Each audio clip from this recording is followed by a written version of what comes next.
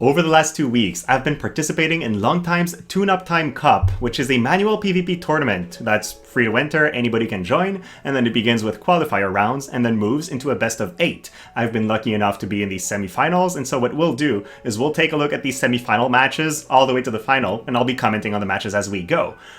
So I know I have a lot of live PvP fans in my channel, and so I'm hoping to bring more awareness on LongTime's tournaments while also showing you some fun matches.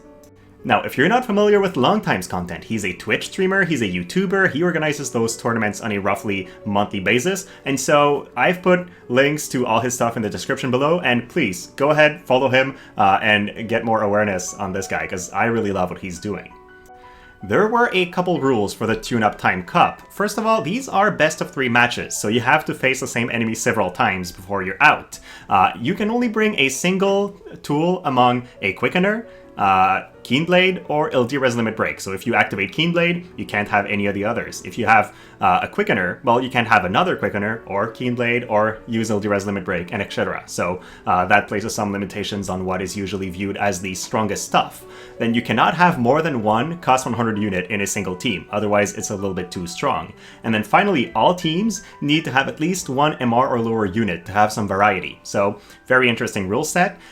And then the final rule is it's a best of 3, but once you've won with a unit, you can't use it again for the same matchup until the best of 3 is over. So if I've won with To Be, Tifa, and Phoebe, can't use any of those units for match 2 or 3. So that's another very interesting rule. Alright, so let's begin the first semifinals match. I am facing Zenith, who's a very experienced player, and you'll notice a couple things. First, the camera is from when I was actually playing the games. It's been a long time since I've done that, participated in a tournament or some live PvP, without actively interacting with chat, and so I just thought it would be funny to, see how I am when I'm just concentrating on something. And so you can see my reactions to, misses or whatever on screen, but I might not be all that expressive. And then, second thing you'll notice is he's playing Victora, which is very interesting. We're playing this on 1.5 times speed because, manual matches can take some time. I do want to cram a couple matches in this video, and so to save a little bit of time, we are trying to make this a little bit quicker. So, first matchup, we're fighting somebody with one-shot threat, which is Tifa, somebody with the charm threat, which is Victora, and then another charm threat in the form of Zazan. Now, fortunately, there's been a lot of charm in this tournament, and so I'm prepared, and my Phoebe had Ninus's Charm Prevention TMR. It has a couple other uses, but mainly it's the only TMR that gives you AoE charm resistance, and so once I've cast that, it's a lot harder for the enemy team to engage on me. I know that a team comp like this one will probably have Keenblade on the enemy Zazan, and so he will try to get as much mobility as he can out of the other two, move close to me, have offensive buffs, and then try to one-shot my team. So that's typically how this should go. On our side, we have a little bit of healing in the form of Phoebe, but mainly she has the chance to use full life. So if he has the chance to kill somebody quickly, he probably will pick Phoebe. Also, Tifa's really hard to kill because she has a barrier and courage, so that's the thing. I personally want the fight to end quickly, because the second my 3 turns are done, he can charm me, and so that is going to change things around significantly. It does give him a huge edge. I mean, that's what his team seems to be designed around. But he has the strongest engage, and so if I advance carelessly into him, he will Keenblade into using several different attacks, and that would be a major issue. So I try to pull the trigger first. I try going for Victora, but I don't one-shot, and so if I try that, he's immediately, as Zazan goes next, he is going to Keenblade. They will take multiple turns and just take out Winter Venera.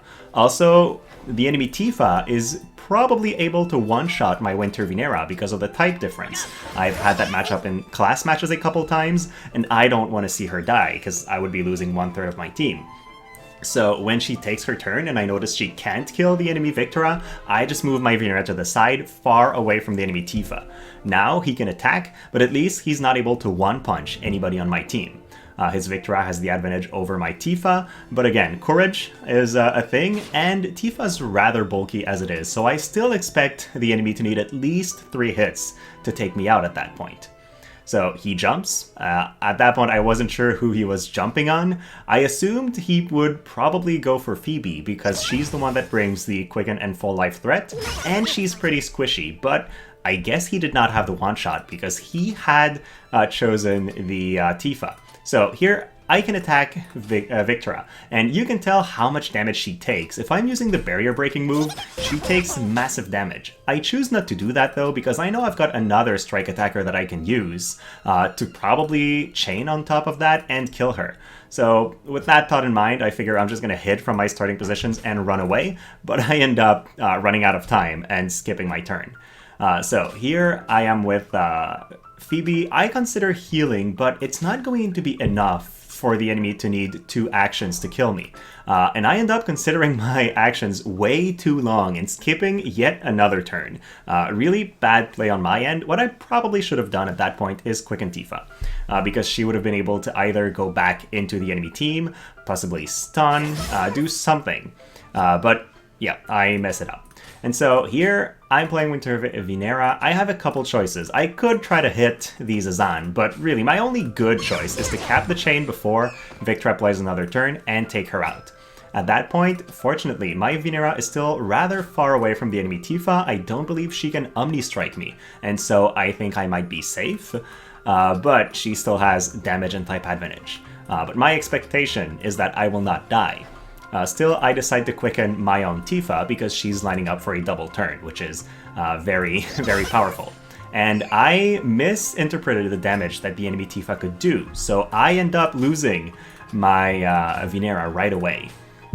That's interesting enough. And so, yeah, here I've got a couple options. I know that I need to hit the enemy Tifa 3 times to kill her.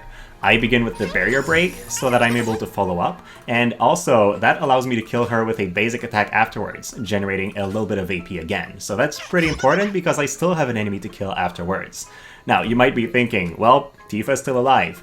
Yes, but this enemy team is not built for evasion. It's built mainly for speed and defenses, which means even Phoebe is able to hit the enemy Tifa. So we just bonk her on the back of the head with a staff, and there we go. Now, Zazan, by himself, doesn't really have much that he can do against the rest of our team. He can try charming people or do a couple other stuffs, but realistically, the match is basically over at that point. So, chooses to steal time, get a little bit of an edge over our Tifa, and then we hit him. I could try for the stun at that point, because if he stun, I'll have a couple turns to just finish him off, and 66% chance is not bad. So I take that. Go for it. It does not land. So I don't have the chance to just easily finish him off. I could cast a full life, so that's an option that I have, but I know Zazan plays in the meantime, so he's quite likely to use a Steel Heart, charm me, and interrupt the spell. But I'm really happy. Whenever Zazan takes a turn and does not hit my Tifa, he's not getting any closer to winning. He's just stalling the inevitable, so that's good enough for me. So there we go. They do end up charmed. I would be scared of Phoebe potentially full-lifing one of the enemy team members, though, so I decide to break the charm immediately. That would have been a terrible scenario and probably my instant defeat, so I prefer just playing it safe.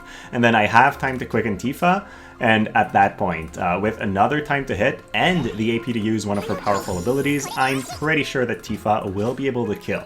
And I was right. So that is the first match of the semifinals. Now we're getting ready for match 2. You can tell that he still has Zazan in his team too.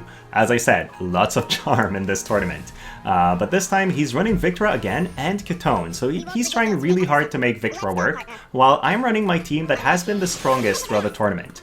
It's my light evasion team. You've seen this kind of team a lot in Arena, but in manual play it's a lot stronger because you can do a hell lot of things with your units. The main idea is you use Elena as a frontline. She has courage and good evasion, so it takes usually 3 hits for the enemies to kill her. If they land, any miss adds up to that amount. So she's a really good frontliner. Fina is there to reduce the enemy team's accuracy while also dealing significant damage. So for example, enemy Ketone is only really a top danger if she can land her hits. If I decrease her accuracy by a lot, then I'm good to go. One thing about War of the Visions is you don't have the ability to view the enemy team's accuracy. So I can guess how accurate they are based on the vision cards or other information. But everybody has accuracy up, at least from an Esper or from a piece of equipment. So just looking at their character information and seeing accuracy up does not mean anything, right? It could be 7, it could be 80. You just don't know. So here we go. I try to cast a couple buffs, and again, expecting Charm, I had 9S's TMR to prevent it. So he's advancing with his units, but all he can do with Victora and Zazan right now is try to hit me. Eventually, this buff will run out and he'll be able to charm me, but by then I'm hoping to have taken out most of his enemies. Here I run into an issue. My TMRs do not include anything for stop resistance, and I did not pick the stop resistance passive from Elena either.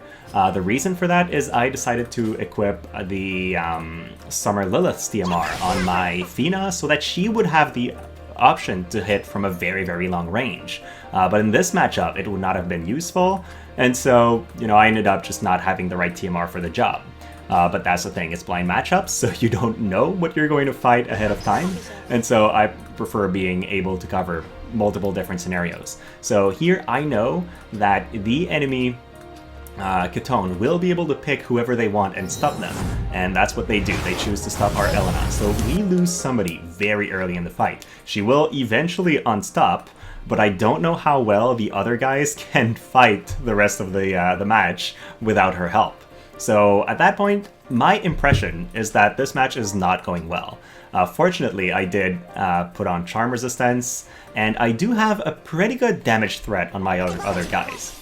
Another thing why Stop is so bad on Elena is because it reduces her evasion to 0, so that's something to consider as well. She can no longer dodge anything, and so it's rather easy to kill her.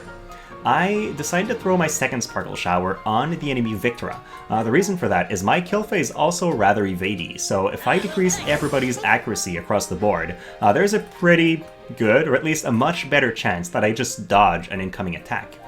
Here, we arrive at an interesting moment. Fina did not have the Charm Resistance up buff. I only cast it on the other two, so she could potentially get charmed.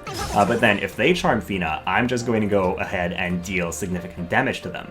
So they begin by doing a lot of damage to Summer Kilfei, knowing that if she dies, they basically won the match. They will be able to just charm my Fina with Zazan and then heal back up before Elena unstops and eventually win.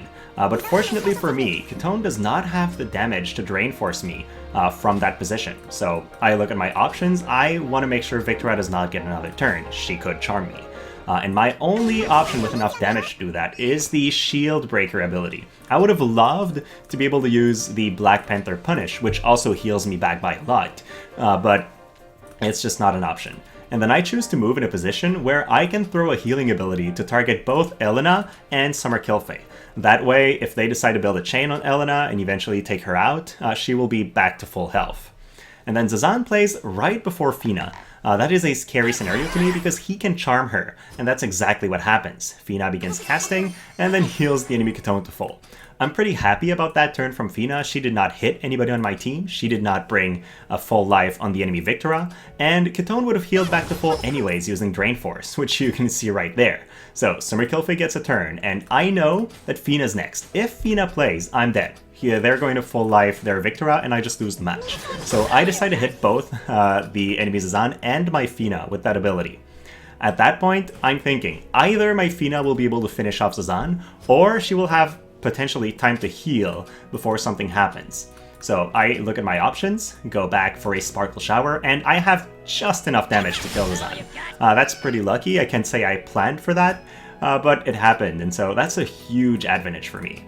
At that point, the enemy Ketone only has 17 AP, which is only enough for a single Drain Force. So I know she can't heal forever, she can't do a whole lot by herself, but attacking her right now with low AP would not do much for me. So all I do is use a buff, stay in place, and give them the choice. With the position I've given Fina, if she wants to Drain Force Fina, she has to move.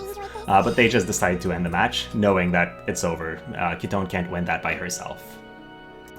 At that point, I'm moving into the finals against Jay Benson79. He's participated in a lot of manual tournaments, and I know he's very experienced. So I decided to throw in first the team that is the strongest for me, the team that hasn't lost yet this tournament, so the Light Squad that you just saw.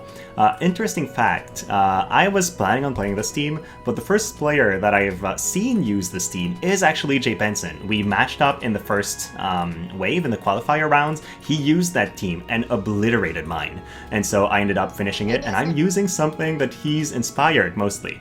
And I'm throwing it at him, which might sound a little bit mean, but it is a testament to how powerful the team is.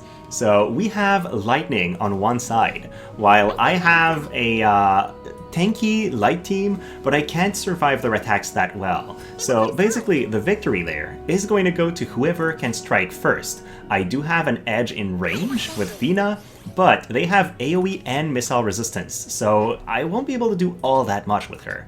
And then they have access to Sharpshoot and a ton of accuracy from 9S, so I'm not expecting to be able to dodge as much as I would want to. Also, they have some CT manipulation with Quicken, which I don't have. So there are a couple factors that come in that fight. So they buff their defenses, that's pretty relevant, but even with that, their 9S is built for physical bulk. He has 60-something defense and only 15 spirit, so I have a pretty good edge there. If I want to kill him with my Summer Kilfe, it'll be tough, but outside of that, I can use Fina and I can use Elena to kill him, and these are pretty good tools. Also, his team does not engage immediately, which means I have time to use my buffs. And if I had to give one major weakness to the light team that I'm running, it's that it's dependent on its buffs. Especially using Mashari's TMR on Elena, I need to be able to activate this, and then I need to put Courage on myself. And then ideally, I want to give an attack up buff, an evasion up buff, and nimble movement. So there's a lot of CT skills that I can use that are very important for her. And if the enemy team just rushes me, it's very difficult to have a fair fight. So here, they move on the left side of the map, which is, I believe, the reason we won. And the reason for that is on this side of the map, there is a height 2 difference. You can tell from Fina's movement right there, she can't go down. Cloud does not have jump 2, so they moved 9S in that direction, but Cloud is unable to follow him. He won't be able to poke me from a long distance. So while they're in that position, I can close in a lot more easily, only risking the attack from 9S, but not one from the enemy Cloud. So I go with another round of buff, don't want to take too much. You might be wondering why I'm giving myself magic resistance and spirit up, and the reason is I don't have bells on my Summer Kelfe. If I want her to use abilities, I need to throw down CT skills. So this was TP skills. So this was really just for more AP. And then I move Elena in range. At that point, if he has stun hacking, which I can't tell in advance, he has a chance to hit me. But if he goes there, he's super far away from his Phoebe, his Cloud can't go down, and so I'll just chain him down and I'll win the fight. Also, I could use Superior Healing from Fina to remove the stun, even if he lands it. So I know it's not too much of a dangerous position. Then he probably notices that Cloud can't go down, so he begins casting something with Phoebe, and Cloud goes. Yep, we can tell from the movement right there that it's a difficult position to be in. Either he has to wait for me to engage from that position, or he has to go around and then he will be able to join his friend. So I begin moving forward, and I've got a couple options here. I could go for just a buff, I could precast a heal, or just wait. I decide to poke 9S, even though my missile attack barely does anything. I figure the accuracy down is going to help me, and then otherwise it's just a little bit of chip damage that might help me finish him off later. Then Cloud, with the Quicken, is in position to help now. So they did solve the issue pretty quickly, but for a second there, I had an opportunity to advance much more safely than he would probably want. So I go with some accuracy up. Again, not a very important buff, but now she has 68 AP, and so she can use her limit break and something else afterwards, which is probably going to be pretty important. I typically ran her as a thief throughout the entire tournament, and then the raid happened and I forgot to switch her back to thief for this match. So normally what I would be doing with her is use Shadowcast to make her a lot more evadey, and then it would give me a couple other options when walking into the enemy team. As it is, I don't have those options because I have the wrong sub-job, so I kind of have to make do with the AoE buffs. Then 9S, I guess he did not have the accuracy that he wanted, so he chose to just use Wish for Peace. The extra luck will make him a lot more accurate, and so now I'm pretty sure he has a 100% chance to hit anybody on my team. They begin casting what I expect to potentially be a Quicken, but I decide to just move forward with Elena and increase her mobility. That way she is now in range to go and attack 9S, and she can potentially just put some pressure on the enemy Phoebe as well. So there's a bunch of options. And then it turns out I was mistaken, and they were healing up the chip damage that I did onto 9S. At that point, not sure it's worth hitting him with my Summer Kelfei. He has way too much defense for me to do anything, and I can't inflict a slow with that. So I decide not to do it. I just move behind Elena in a position where I can move forward and follow. But going forward like this would have put my Summer Kelfei in range for Cloud, and Cloud would have likely one-shot her. If he can use Ascension and the barrier breaking ability, I would just die. So I go for another round of chip damage, do a little bit of damage to this 9S, while also removing his second barrier. So now he only has one 30% barrier remaining, and Elena has a lot of multi-hit attacks, so he can't block everything I do. I walk in and see that this does enough damage. Now, it's a funny thing about this, but the fact that it recommends this ability over my Limit Break means that I know this ability is going to crit and kill. Otherwise, the recommendation would have been my Limit Break.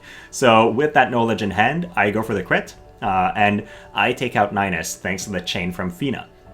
That's a pretty important part of the match. Now I'm expecting him to be casting a full life and bringing the his 9S back, but he would come back with a chain on top of him in front of my guys, so that would not have too much of an impact. So moves in with Cloud, uses a sharpshoot, and it turns out I did not read the play well, and he was just quickening his Cloud. Manages to take 2 turns and proc the Courage from my Elena. But even then, she still has 1 life, which is more than enough, and I also have the knowledge now that he needs 2 hits to go through my HP pool. So if I heal her back, he needs to align for another double turn in order to do anything to her. So I walk forward, give regen because, again, generating TP as much as I can, and Elena goes to hit. Prismatic Punishment was an option. It would have decreased his agility, but I don't want to use my AoE attack just yet.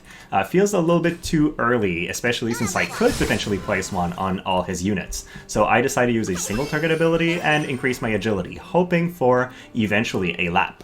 Then Phoebe goes. He has the option of lining up potentially a Quicken, but I don't think the CT aligns for him at that point. So instead goes for Smile Practice, hoping for a couple more turns to live on his Cloud. And there, the map kind of blocks him off. If he wants to use a very powerful ability on me, he has to stay close to his Phoebe.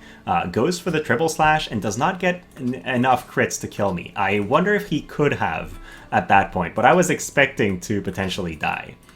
So I begin casting. I decide to play the safe and go for another superior healing. I cast it in an area where I know that Elena is going to go. So Elena then moves forward and drops the Limit Break on 2. That also builds a 3-hit slash light chain on everybody. So at that point, Summer Kelfei is going to be able to walk there and then chain on top of that and end the match. So here we go. I move in range for Frostwind Axe, and it is enough to take them both out. So match 1, we've won it. Now let's look at match 2, and I did say earlier that this team was inspired by the light team from Jay Benson, so he decides to throw it back at me. Now he's the one running the light squad, and I'm running my punchers squad that you've seen in the previous matchup against Zenith. I think my team is pretty strong, but I forgot one very important thing. I was expecting him to run light in the second match, and I kind of forgot that Elena's vision card has a strike resistance component. So the entire time I'm looking at this and I'm thinking, if I get my Quicken off with my Venera, I'm going to be able to one-shot Fina, potentially, or one-shot someone. So my job is all about lining up that team, that double turn. And then I notice another thing. I did not set up the starting positions properly. Normally, I have Knight's Blessing on Tifa, as you've seen in the match against Zenith, and I use that on my entire team. Now, I just did not choose the right starting position, so I can't use it. So it's a little bit awkward. I have to make do with that. So I'm thinking, do I move Vinera here so that I can use Mashari's TMR on both? But then I will not have Speed Force, which is really important when fighting a super fast light team. So I decided to stay in place and use Revitalize.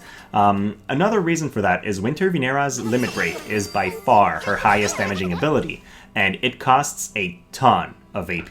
So if I don't have that, I am not going to be able to kill anybody. So there we go. I decide to use that.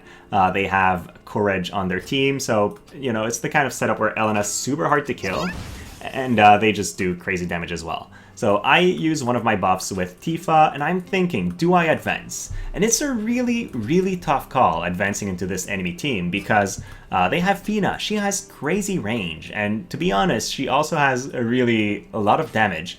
I have decent accuracy, but I don't have Luel's TMR or any accuracy up buff, so the second I get hit by Fina, I'm expecting my hit chance to be very low.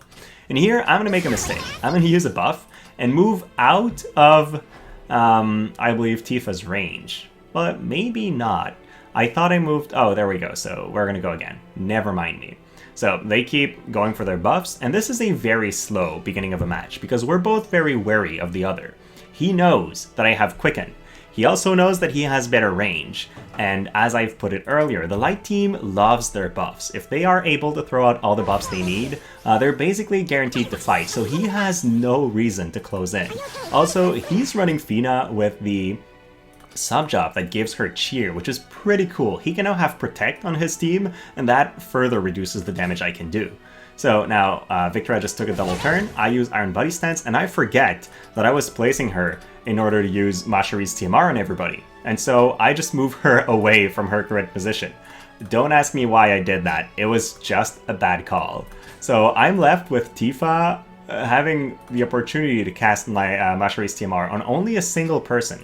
Really did not play my introduction that well for that match. So I end up using it on Phoebe and herself instead of my Winter Vinera. But the issue with that is Winter Vinera is the one that's supposed to cross the map and go attack. She's the one that needs that protection the most out of anybody on my team. Still, that's what happens. And so they have their buffs up, and I'm thinking, we need to fight. I can't keep this stalling forever, because if I do, he's likely to just poke me with Fina at the very end, and then he has way better healing, so if it comes to a last minute poke war, he is going to be full HP, while I'm not going to be able to recover. So he goes for extra range, and I know the poke is coming. Whatever happens next, he will be able to shoot through half of the map, and then just hit my team, so I need to pull the trigger right now.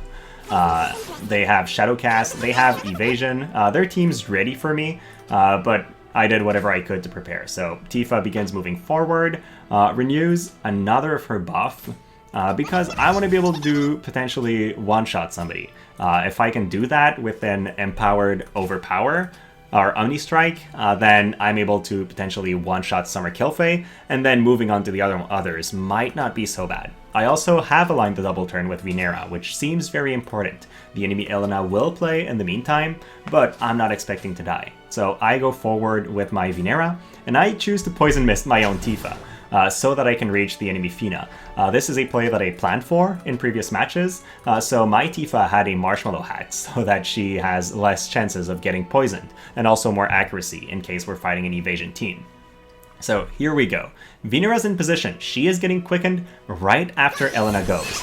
Elena chooses to hit me once, takes away half my HP immediately. That is very scary. I know that whatever ability they use next, I go down. So it's probably the only attack that Vinera will be able to do.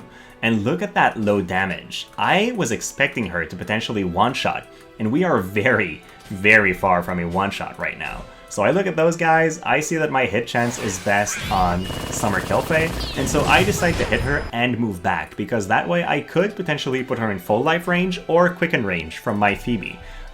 If she's going to not one-shot, there's no reason to put her completely out of reach of my other guys. Then Jay Benson does a really good play. He knows that my Vinera is going to die. And so the bigger remaining threat is Tifa. So he reduces Tifa's accuracy, knowing that his team is very evady. At that point, so I do lose Venera, and Tifa will have a really hard time hitting anyone right now. So I have two options. I can quicken Tifa, or I can full life.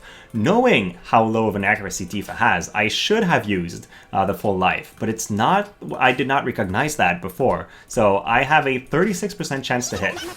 It misses, so that's pretty bad. Then the quicken happens. I can try it again, this time potentially from the back. So I take a look. 0% chance to stun with somersault combo, so that's unfortunate. 51% chance to hit from the back, and I miss again.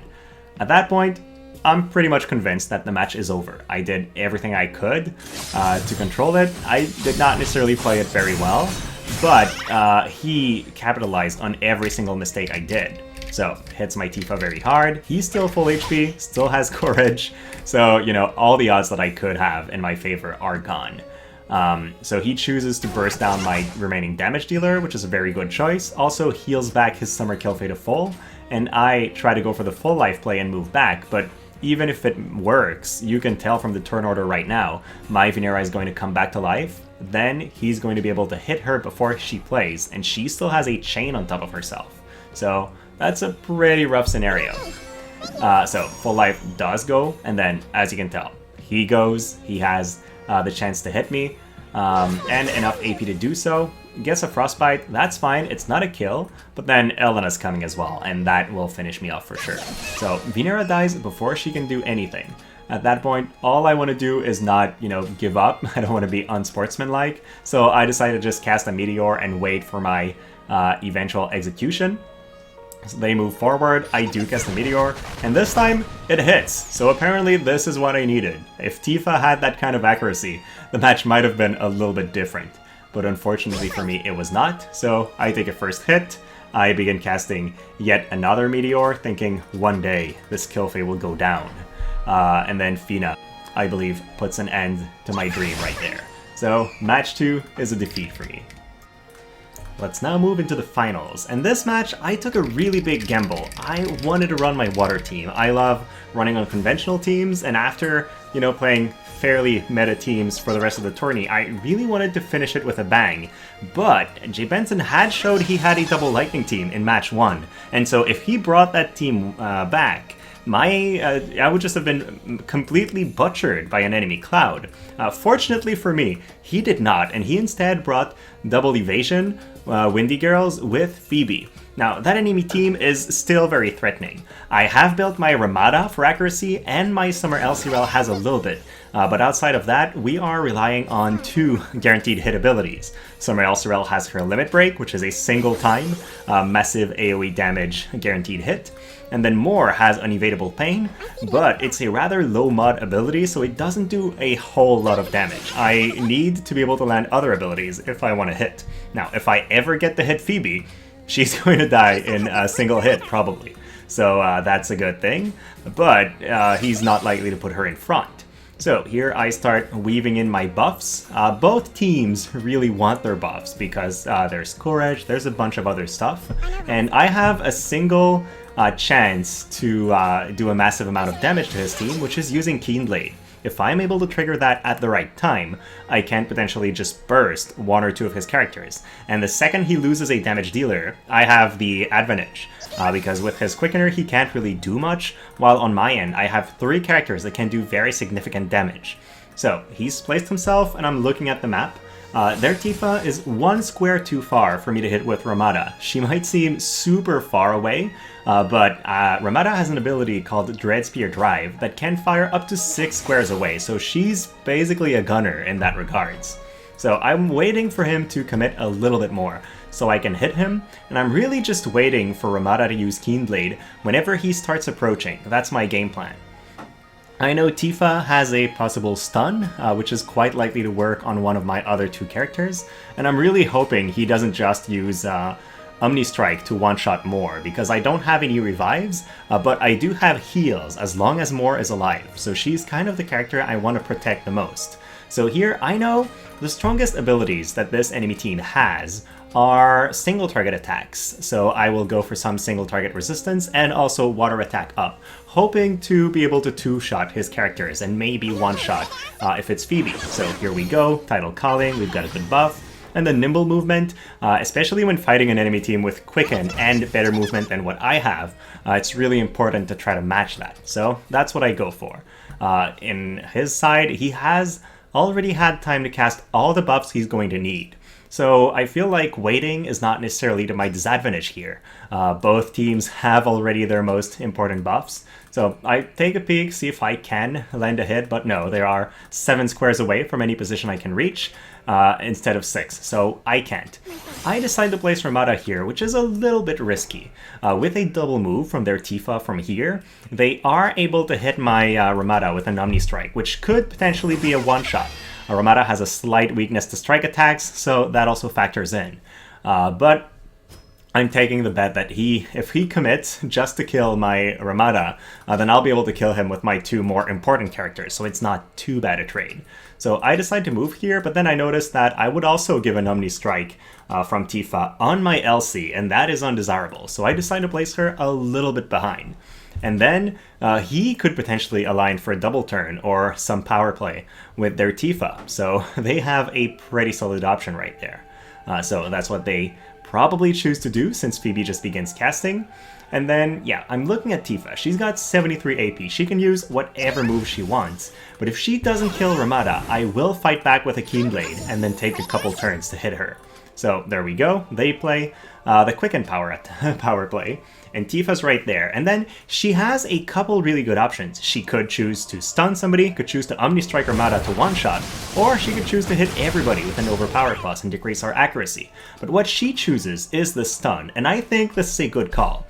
Because if they had not stunned Summer Elcirel, I would have been able to immediately drop down the mid-break, reduce her to something like 20 AP, and also just take her out, immediately proc Courage, and finish her off with something else. So I use a single Unevadable Pain, and then if you look at the turn order, I know I'm going to be able to play again a couple times. Here, I'll make an interesting play with Ramada, which is a little bit of a mistake, so tune in for that shortly. For now, with the Keyblade, Elcirel plays a first time. I have time to cast another Unevadable Pain, but sadly, not enough damage to kill. If I had used something else, I might have, but I also might have missed, which would be very, very bad for me. So I choose to use Unevadable Pain a second time, and then Phoebe is out of range of quickening Tifa. So she can quicken their to-be if she wants to, but the turn order really doesn't align for a good double turn here, so instead she chooses not to do that. I don't remember what happens there. Okay, just skips the turn, so there we go. Now Ramada plays, and look, I have 61% with the Dread Spear Drive. What I forget is that they have Luck Up, and so my hit chance needs to be with the Dispel ability. So I move to the side, and I'm wondering, why the hell is my hit chance lower than it was? And the reason is, it's just because of the Dread Spear Drive. If I had thought about that, I would have just used that from the side and have a 76% chance to hit. Instead, I took a really big risk throwing in a half 50-50 basically chance with the Snipe Dagger. I was lucky it landed, so it didn't cost me that much, but because of that little bit of a panic, my Ramada is in a super dangerous position. I should have placed her a lot closer to Moore, and so it would have been very difficult for him to back down like he does now. Now his Tifa's in a very safe spot, I can hardly finish her off, and they are quite likely to be able to kill my Ramada, forcing me on the offensive. So that's exactly what happens. Ramada takes a combo from these two, and immediately I've lost somebody. So there, they use their second Quicken, and I'm thinking, Tifa can't do so much with 1 HP and 16 AP, and yeah, he is of the same opinion, so he just moves his Tifa back and punches his own Phoebe for extra AP. I believe Tifa had already used all her TP skills, and that's probably why that happened. So otherwise, I know I was pretty confused when I saw that happen. And anyway, it just makes one-shotting Phoebe a little bit easier, but I think against my magic-heavy team, I would be able to kill Phoebe in a single hit either way. So here, I made the mistake of casting Kira on the ground rather than the unit, so I can't move my Summer Elsie that far forward. She is by far the safest character on my team with over, well, 50 or so defense, so I would be more comfortable having her in front, but that's not really something I can change at that point. So, Elsie's back to full HP. Enemy Tifa has 1 HP, but has re-raise because they have zombie Ryryu's TMR. So even if I were to kill her, it won't change all that much. I'll still be 2 versus 3. And we only have 13 actions left at that point. It's very close, and if I want to win, I need to, in the remaining actions, make this a 2-on-2 and make sure that I have the HP advantage. So what I do is I start moving more forward, and I start casting Nimble Movement. I moved forward by only 2 squares instead of 3, because that kept me out of Tifa's range, which is very, very important for me. But then with a Nimble Movement, I will be able to cross 4 squares afterwards. Sorry, I think it kept me out of 2B's range. And so with that, I will now be able to reach Phoebe's position, but without needing to put myself in as much danger. So that was really the thinking there. Hopefully I would be able to drop my limit break on all 3 and then potentially hit one of the Windy Girls, but he recognizes that and decides to spread out. So I don't really have the chance to do that. I did keep a rather safe distance. 2B does not have any range 5 abilities, so because of the move 2 that I took instead of 3, she is unable to reach for now. Chooses to go in a very safe position to avoid my AoEs, and then takes an extra turn and keeps moving back. So yeah, definitely, the double turn would have killed more, so if I had walked forward a little bit more, I would already be dead.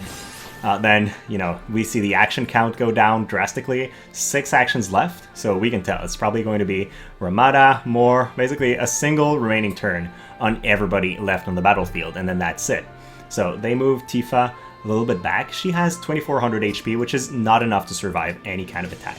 But here I go, and I'm able to Jamming Thrust Phoebe. Now, Jamming Thrust would not have been a kill if she had not taken a punch from their own Tifa, but I'm pretty sure that if I had used Moore's Limit Break, it would have been a kill from 100%, so it did not matter that much. Here, there's only 3 actions left, so I don't need to commit with Summer LCRL. It puts her in maybe danger unnecessarily, but then it also reduces the HP count on Tifa. So unless she can kill somebody on my team, or reduce my LC to 1 HP, and then they have higher HP percentage, I win. It really comes down to how much damage can Tifa do in this turn. I'm not grouped, so she can't hit me with an AoE. She has to use a single target move, but she only has 14 AP, so it ends up being a win by turn. So that was it. I managed to win the finals, and so this was a super fun tournament. Now, players in this tournament are very strong. A lot of them have a lot of experience, and if they had picked different teams, it would have been an entirely different result. So there's a lot of luck in terms of the draw and which teams you use. Had JB used his Lightning team in this last matchup, I would have just been done, and he would have won the tourney. So yeah, lots of fun time, lots of good experiences, and I highly recommend anybody who likes manual PvP, whether they're experienced or not, to join these tournaments, because it's a good learning experience, and you'll get to see a lot of different strategies.